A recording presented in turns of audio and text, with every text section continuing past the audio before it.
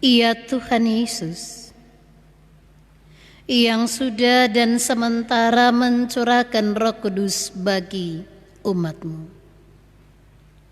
Saat ini limpahkanlah kuasa sorgawi yang memberikan kami hikmat untuk memahami kebenaran firman-Mu, supaya hidup kami berbuahkan kasih dan kebenaran.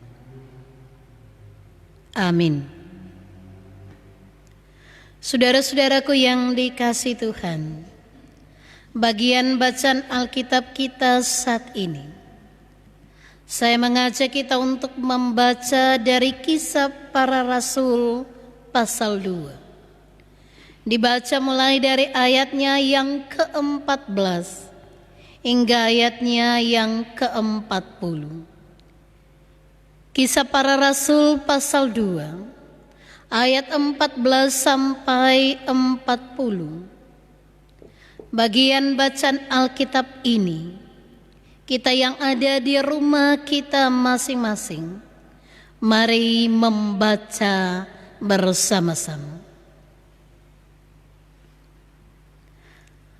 Maka bangkitlah Petrus berdiri dengan ke-11 rasul itu, dan dengan suara nyaring ia berkata kepada mereka, "Hai kamu orang Yahudi dan kamu semua yang tinggal di Yerusalem, ketahuilah dan camkanlah perkataanku ini.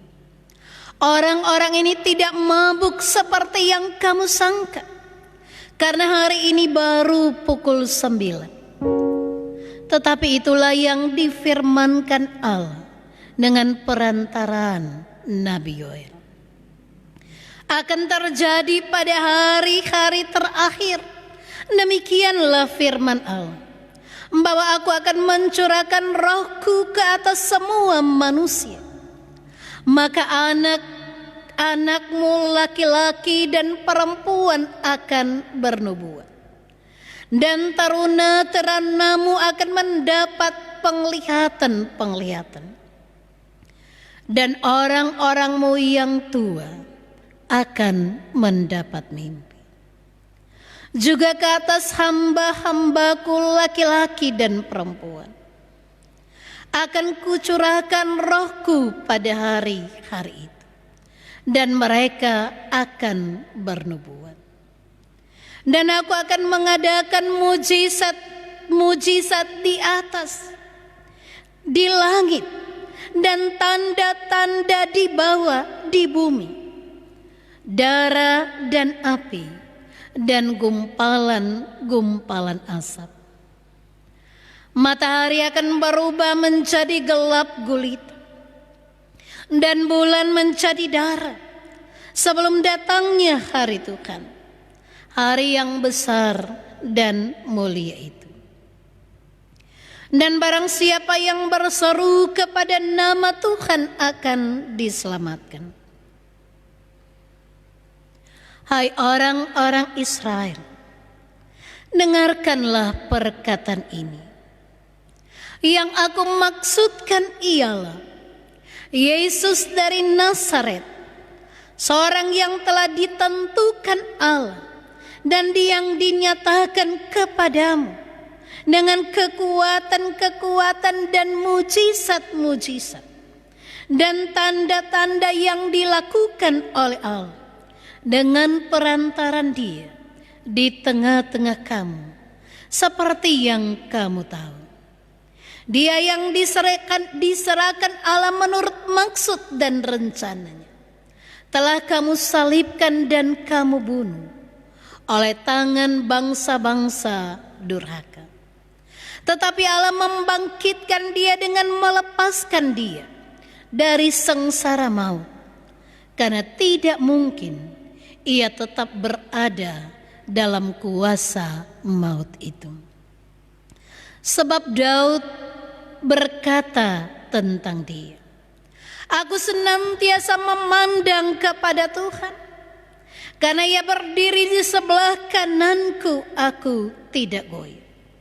Sebab itu hatiku bersuka cita dan jiwaku bersorak-sorak, bahkan tubuhku akan diam dengan tentram. Sebab Engkau tidak menyerahkan aku kepada dunia orang mati, dan tidak membiarkan orang kudus-Mu melihat kebinasan. Sebab Engkau memberitahukan kepadaku jalan kehidupan. Engkau akan melimpahi aku dengan sukacita di hadapan-Mu.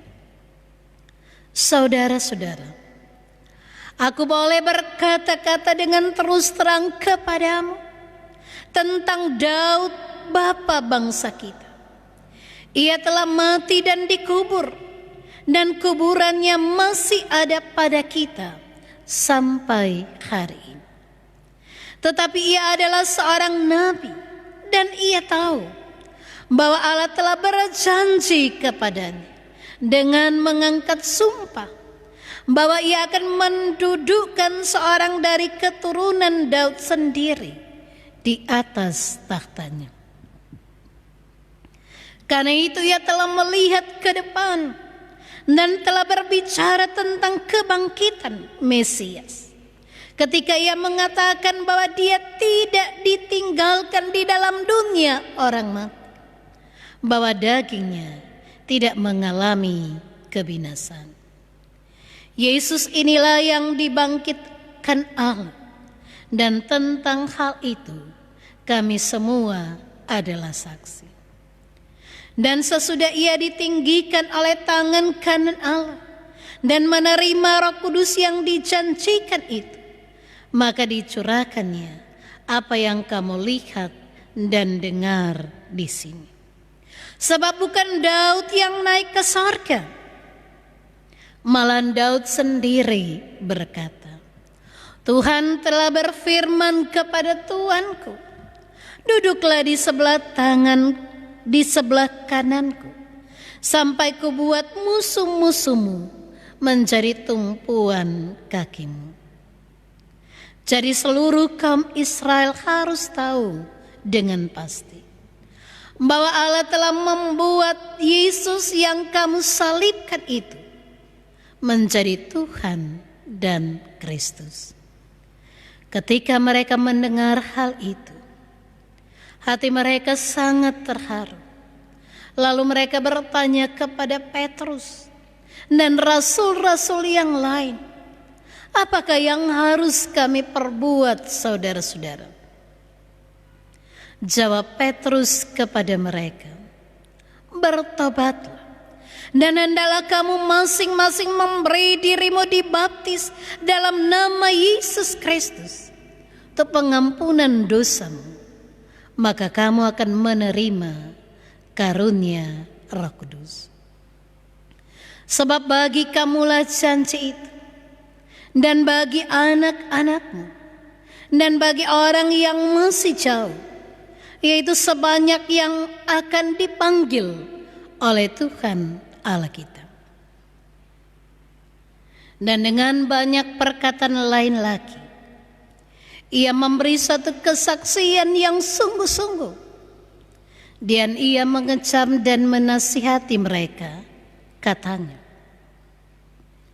berilah dirimu diselamatkan dari angkatan yang jahat ini. Demikianlah bagian bacaan Alkitab kita saat ini. Shalom. Puji Tuhan, saudara-saudara. Hari ini kita merayakan hari ketuangan Roh Kudus, atau yang kita kenal dengan hari Pentakosta. Perayaan ini dirayakan pada hari ke-50 sesudah Yesus bangkit. Dan perayaan hari Pentakosta juga ini kita kenal dengan hari lahirnya gereja, atau hari jadi gereja. di mana pada waktu itu persekutuan orang percaya dibentuk oleh kuasa Roh Kudus dan melaksanakan tugas panggilan Kristus bagi dunia, yaitu memberitakan kabar sukacita yang kita sebut Injil.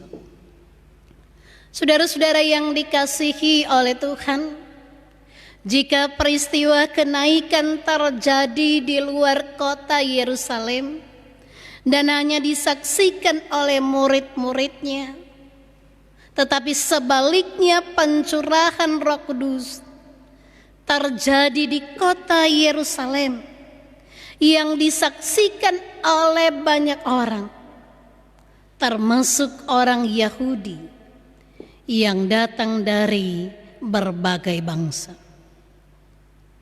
Jika sebelumnya para murid dipenuhi dengan ketakutan sehingga mereka bersembunyi, namun pada saat pencurahan Roh Kudus ini, mereka memiliki keberanian yang besar untuk memberitakan Injil, karena kuasa Roh Kudus memampukan mereka untuk bersaksi dan juga bersedia menerima konsekuensi dari panggilan ini.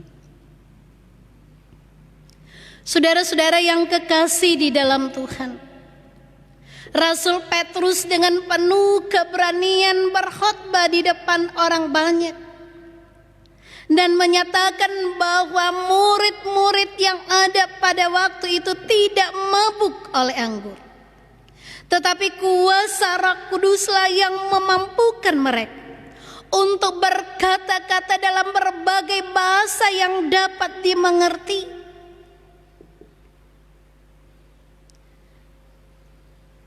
Dan hal ini juga ia lakukan dengan mengutip kitab Nabi Yoel yang menubuatkan tentang pencurahan yang akan terjadi pada zaman terakhir, bahwa semua orang, anak-anak, baik laki-laki maupun perempuan, taruna atau orang-orang muda, orang-orang tua, hamba laki-laki dan perempuan. Hamba yang dimaksudkan di sini adalah orang-orang yang bekerja dan melayani Tuhan. Roh Kudus dicurahkan kepada siapa saja yang dikehendaki Bapa, tanpa memandang yang kita katakan gender, laki-laki dan perempuan, status seseorang tuan atau hamba, tanpa memandang pendidikan, suku dan bahasa, tetapi Roh Kudus dicurahkan kepada siapa yang dikehendakinya. Dalam khotbahnya, Rasul Petrus menjelaskan tentang hari Tuhan yang akan datang. Dalam pemahaman hari Tuhan ini membawa dua hal. Yang pertama, membawa penghukuman bagi yang tidak percaya. Tetapi hari Tuhan juga membawa keselamatan bagi yang percaya. Hari Tuhan yang akan datang disertai dengan gejala-gejala alam yang menakutkan. Matahari menjadi gelap, bulan menjadi darah, dan gejala-gejala kosmik lainnya, asap api yang menandakan kehancuran dunia ini. Namun kita, saudara-saudara, sebagai orang percaya tidak boleh ditakutkan dan ditaklukkan oleh gejala-gejala kosmik seperti ini. Seperti yang kita hadapi dengan pandemi virus corona. Bacaan ini memberikan kita kekuatan. Barang siapa yang berseru atau memanggil nama Tuhan akan diselamatkan. Barang siapa menunjuk pada setiap orang siapa saja dari berbagai bangsa, berbagai tempat, berbagai bahasa dan budaya. Siapa saja yang mau berseru dan memanggil nama Tuhan akan diselamatkan. Saudara-saudara yang kekasih di dalam Tuhan, Rasul Petrus juga menjelaskan tentang kesaksian Raja Daud. Raja Daud telah melihat jauh ke depan. Ia menubuatkan tentang Yesus Kristus, kedatangan Sang Mesias yang berasal dari keturunannya. Dan lebih lanjut ia menguraikan tentang karya selamat, bahwa Yesus melayani dengan tanda-tanda dan kuasa yang ajaib. Tetapi dia dibunuh di kayu salib oleh tangan bangsa-bangsa durhaka. Dan dia dibangkitkan, naik ke sorga. Maut tidak berkuasa atas dirinya.